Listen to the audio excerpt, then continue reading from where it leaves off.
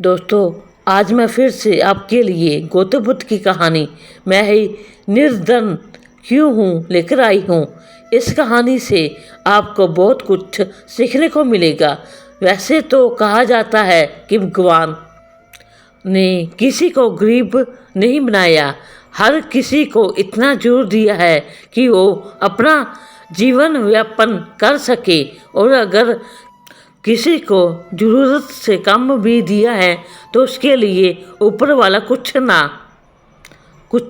ऐसा इंतज़ाम कर देता है कि उसका जीवन चलता जाता है। हम अक्सर दूसरों के धन को देखकर अपनी अमीरी और गरीबी का अंदाज़ा लगाते हैं। हमारे पास 10 रुपये हैं और सामने वाले के पास 100 हैं तो हम खुद की नज़रों में गरीब हो जाते हैं और दूसरा व्यक्ति अमीर। हम ये नहीं सोचते कि 100 कमाने वाला मेहनत कितनी कर रहा है, उसकी ज़रूरतें कैसी हैं।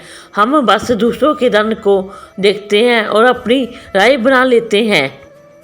आज की इस गौतम बुद्ध की प्रेरणादायक कहानी के जरिए आप जानेंगे कि भगवान बुद्ध के अनुसार एक अमीर और धनवान व्यक्ति कौन होता है। साथ ही आप समझेंगे कि क्यों गौतम बुद्ध हर व्यक्ति को धनवान कहते थे। गौतम बुद्ध की कहानी आपको बहुत प्रभावित करेगी और इस बुद्ध की प्रेरणादायक कहानी से मिलने वाली शिक्षा आपके बहुत काम की होगी। एक समय की बात है, एक राज्य के राजा ने गौतम बुद्ध को कुछ दिनों के लिए अपने राज्य में आने का निमंत्रण दिया। उस राजा के निमंत्रण को गौतम बुद्ध ने स्वीकार कर लिया और वो अपने कुछ शिष्यों के साथ उस राज्य में चले गए।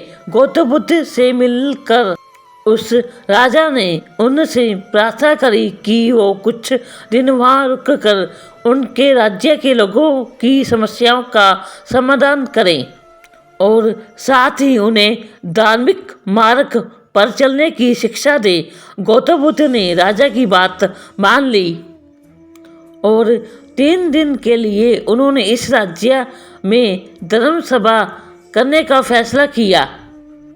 गौतम बुद्ध की आने की खबर पूरे राज्य में फैल गई और धर्म सभा के पहले ही दिन बहुत से लोग आए। उसी राज्य के चौराहे में एक भिखारी बैठा रहता था। उसे भी गौतम बुद्ध के आने की खबर मिली, लेकिन वो सोचने लगा कि धर्म सभा में जाकर मुझे क्या मिलेगा, यही बैठा रहता हूँ। जैसे जैसे लोग आएंगे वो मुझे भीख में कुछ ना कुछ देकर ही जाएंगे। पहले दिन बहुत लोग आए और इस भिखारी की अच्छी खासी कमाई हो गई। अगले दिन फिर वही सिलसिला चला। भीख मांगने के साथ साथ भिखारी ने ये भी देखा कि धर्म सभा में जाते वक्त लोग दुखी और उदास से होकर जा रहे हैं और उसे कुछ देकर भी नहीं जाते। लेकिन जब वो गौतम बुद्ध से मिलकर वापस आते हैं तो काफ़ी खुश दिखते हैं और खुशी खुशी भीख भी देकर जाते हैं।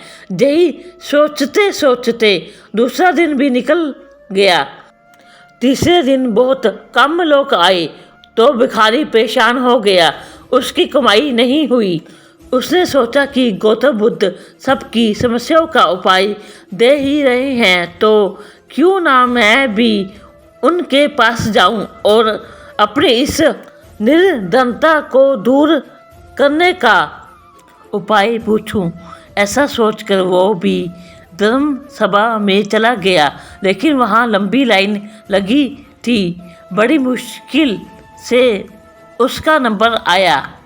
गौतम बुद्ध के पास पहुंचकर उसने प्रणाम किया और बोला, भगवान, इस गांव में सभी लोग खुश हैं और सभी धन सुविधा से संपन्न हैं, फिर मैं ही निर्धन क्यों हूँ।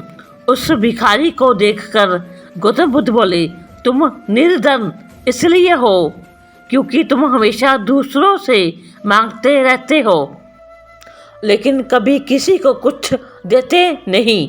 तुम सोचते हो कि लोग तुम्हें भीख में बहुत पैसे दें, लेकिन बदले में तुम किसी को कुछ देना नहीं चाहते। ऐसा सुनकर वो भिखारी बड़ी हैरानी से बोला, भगवान, मैं क्या लोगों को कुछ दूंगा? मेरा तो खुद का गुजारा भीख मांग कर चलता है, मेरे पास देने को है ही क्या? बुद्ध कुछ देर के लिए मौन हो गए और थोड़ा देर रुकने के बाद बोले, तुम बहुत मूर्ख हो।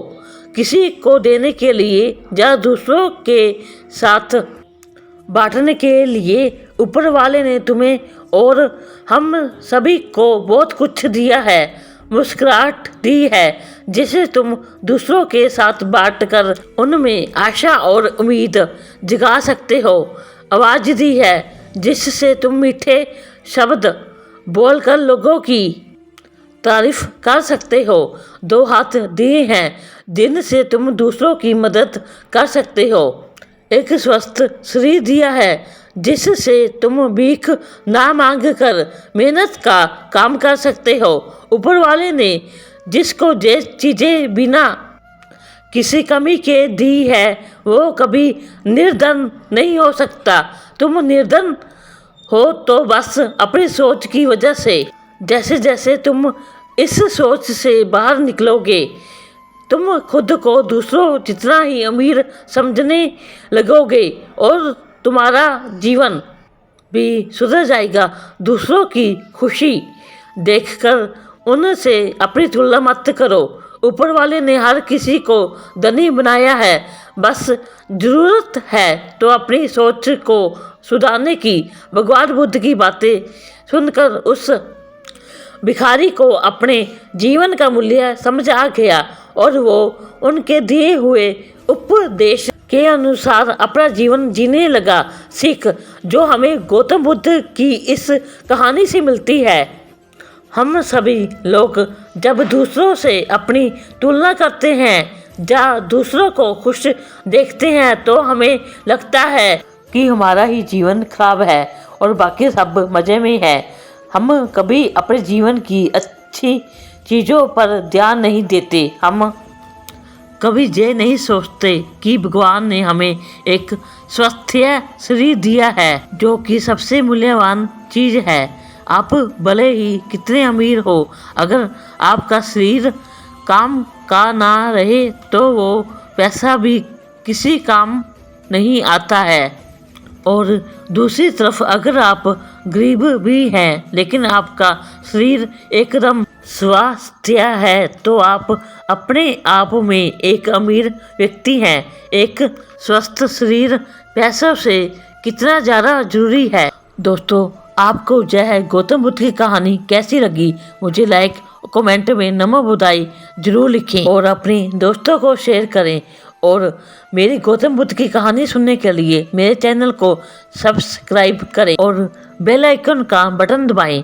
हम मिलते हैं अपनी अगली कहानी में, तब तक आप अपना ख्याल रखें।